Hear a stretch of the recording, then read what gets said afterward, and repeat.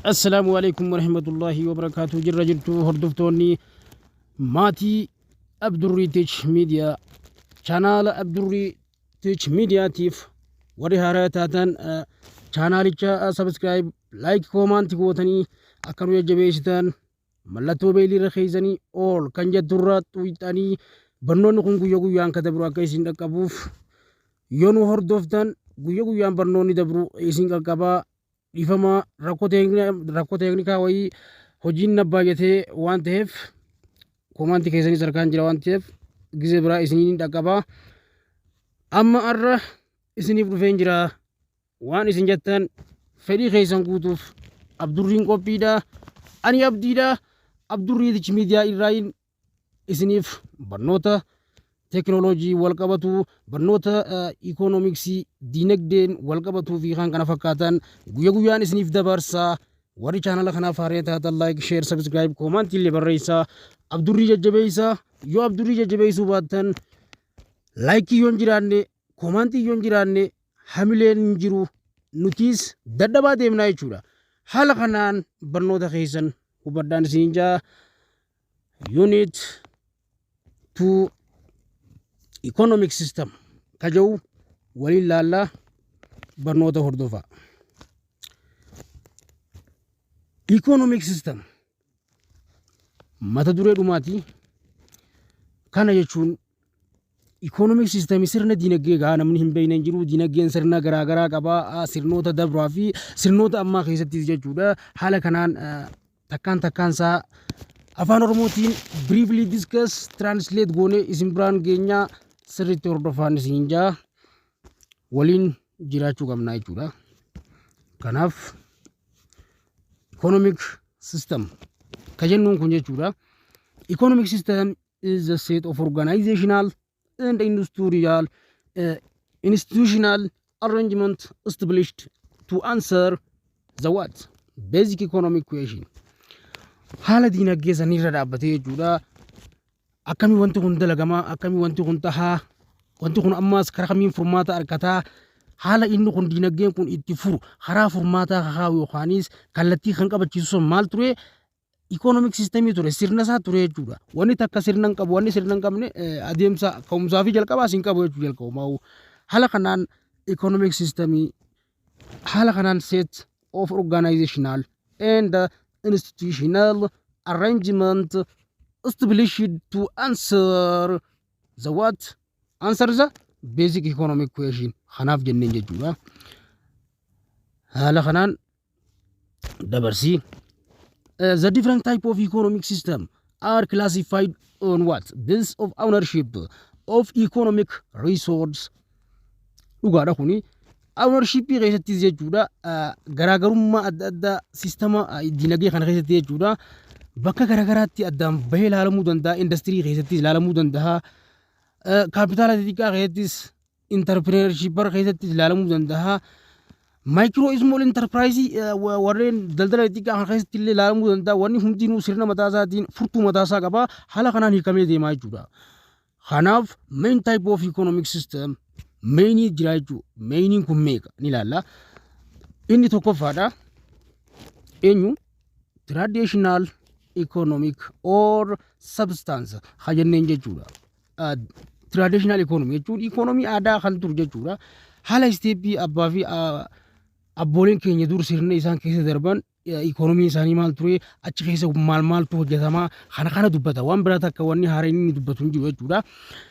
Capitalist economy kana gaa biyyoota guddatan biyyoota gartee nuutuu biyya tanaa wanna godha jedhanii biyyoota jalqaba gartee hundeeffaman keessatti walleen magaalota gurguddoo addunyaa keessatti jechuudha.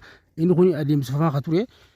Haala kanaan inni biraa command economy yookaanis diinagdee ajajaa ka jedhanii sanii kunis jechuudha.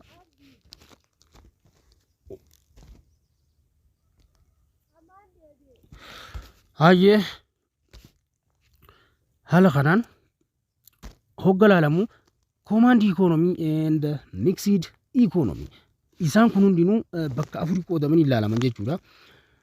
Commandiin isa ajajaan godhamu jechuudha. Miksiriin ammas mixture isaan lachuu jechuudha. Haanii fi lamaan isaa warreen hafe guutuu if keessaa haa qabu jechuudha. Haala saniin giddu galeessatti kan daambee lachuu if keessa qoodee kan dubbatamu jechuudha. Amma kallattiidhaan haram deemna. Traditional economy.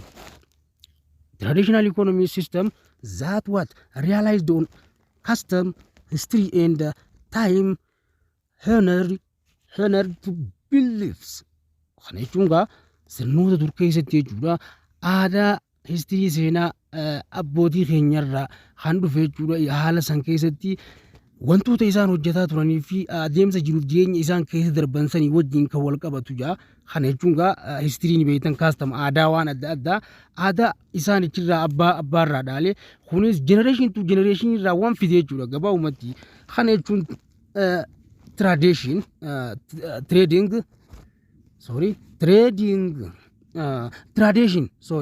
tradition jechuun amma ni beektan tradition daldaloota adda addaa daldaloota garaagaraa as keessatti ni jiru. Tradition guide economic decisions such as what production and distribution. Sensitive of traditional economic depend on what agriculture. Akka aadaa abbaa keenya irraa nu dhaalaa dhufettis inni tokkoffaan amma fakkeenyaaf Ethiopian economy is example. Ethiopian economy is the backbone of Ethiopian economy is what agriculture. Lafee duudaati amma fakkeenyaaf Itoophiyaa keessatti agriculture jechuudha. Biyya Itoophiyaa keessatti qonnaan bulaan takka yoo waan qotatu hin qabne jireenya isaa gaggeeffachuu koonguma hin danda'u. Amani kana fudhadhu. Kanaaf Ethiopian economy is depend on what the backbone of Ethiopian economy is agriculture jechuudha. Fishing qurxummii fa baasuun ni jira. Hunting qoree mukaa funaananii nyaachuu minaamin kanneen ni jiranii gaazariingii ni jira kunis kanneen kan hundinuu generation to generation dhaloota dhalootatti kan darban jechuudha. Use a better instead of money haala kanaan ilaaluu dandeessa jechuudha.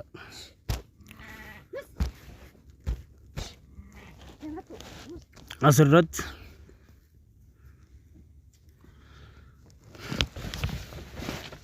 haala kanaan yoo ilaalle jechuudha. Sensitive in isa they use better instead of money. Isaan hundinuu jechuudha. If keessatti qabata jechuudha. Most ammallee traditional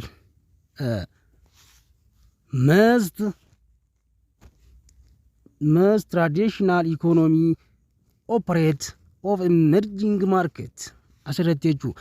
In a developing country biyyoota guddatan keessatti jechuudha kun often in Africa, Asia, Latin America and what Middle East isaan kana keessatti emerging market and developing country biyyoota kana keessatti traditional economy kun jechuudha operate in the emerging dha jechuudha. Kanaaf biyyoota akkanaa kana keessatti traditional economy can be also be found in the pocket throughout in the world, even in the developing country. Biyyoota guddina irra jiran keessatti kan bal'inaan wanti kun adeemamu jechuudha. Main future isaa jechuudha. Stepping isa main future akkamitti akka deemuu qabu traditional economy center of the family or tribe and the use of tradition guide of what from elder to experience guide day to day in life and economic decision. Kana jechuun gaama namni hundinuu asirratti waan kana ni beekaa jechuudha. Kun amma haala qonnaan bulaa keenya keessa jiru wanti kun jechuudha. Traditionaliin kun economic center haala aadaa san giddu gala godhatee fakkeenyaaf use of tradition waan abbaan keenya dhaloota dabre san keessatti itti fayyadamaa ture aaranutis bakka buunee itti fayyadamuudhaan haga guyyaa arraa kanatti jechuudha from elder to experience isaan irraa dhaalle yookaanis muuxannoo isaan irraa fudhanne saniin guide day to day life and economic decision inni kun economiin kun akka furamuuf step isaan irra deemaa jirra jechuudha. Kan maatti agriculture yoo isaan tomaatoo qotatan akkasumatti bishingaa qotaa turan isaan irraa bishingaa dhaalle akkas haala saniin ofaa turan jechuudha. Wantootuma bakka generation to generation irraa dhaalte san hojii irratti apply godhu jechuudha. Kana jechuun namaaf kun salphaa waan isinitti himuun qabu kun taatee hawaasa keenya keessaas jiru jechuudha. Inni biraadha tradition economy exit in the hunter gatherer in the nomadic society. Kana jechuun namoonni beektan akka dhaloota irraa dhaloota dabrutti economic exit in hunter gatherer haala isteeppii gartee jalqabarraa kaasanii jechuudha firii mukaafaa funaanii akkaataa mukaan gaafa lafa qotan sanirraa eegalee hanga fi ammallee noomaadik horisa roolii jechuudha soosaayitii isteeppii kanaatti jechuudha hawaasni takka gad dhaabbatee bakka sanii kee hanga bakka kanaatti qonnaa fi horisee bulaa ta'ee horiis horsiisee dinagdeessa haala itti gaggeeffachaa turetti jalqaba haga dhumaatti isteeppii kanarra kadeeme jechuudha. They what society cover visit area to find enough food support them in the follow the hard or animal what generate kana jechuun animal sustain them merging what in season haala qilleensa naannoo isaa san irratti dhaabbateeti wanti hundi kan dalagamu the nomad this nomadic hunter gather in the compete with other group of the source of natural resource. There what little needed to trade since they all consume and produce what the same thing. haala kanaan isteeppii wal fakkaatu kana deemanii dhufanii achirraa kaanii haga daldala arraan tana itti daldaluu kana gahan jechuudha. Kuni waan isinitti himanuu hin qabu. Konseptuma qofa irraa qabattu jechuudha. Haala kanaan most traditional economics produce only what they need. There is really and surplus or left to make it in unnecessary to trade or create money. Iddoo kana gahan jechuudha. haala kanaan when traditional economy to trade really haala kanaan jechuu realitiin jiru kanuma ture chirraa kaanii isteeppii daldalaa kanarra gaanii only occur what between group garee biraa keessatti sammaas that do not compute. For example, tribe that what realized on hunting exchange food with group achirraa hunting irraa nyaata qopheeffachaa dhufanii achirraan kara lafa qotuutti dabranii achirraan fishing jechuudha qurxummii fa'aa baasanii itti jiraachaa kan turan jechuudha. Sababoonni kunneen maali? Trade meat for what fish there is no need for cumbersome currency kana jechuudha. Kanaaf ka'umsaa fi jalqabni isaa kana fakkaata ture. They start to involve nice of the start farming and settling down. Achirraa jalqabee jechuudha farmingiin kun haga dhumaatti kadeeme wantoota amma irratti dubbanne kana they are more likely left surplus achumaanuu jechuudha such as bumper crop kara lafa crop qotuutti jechuudha isaan dabarse jechuudha kara crop-itti in the for trade crop irraan kara use of what trade daldala fayyadamuutti achirraan happens in the bakka fedhiin isaanii yookaanis hawwiin isaanii group create garee uummachuudhaan the same form of money kapitaalaas wali qabachuu eegalanii karaa guddina over long distance karaa daldala karaa dheeraallee eegalanii isteeppii kanaan jireenya isaanii fooyyeffatanii sadarkaa irra nutii fi hawaasni keenya irra jirru kana geenye jechuudha. Civilization gadi sanirraa haga civilization irraatti jechuudha. Kana fakkaata.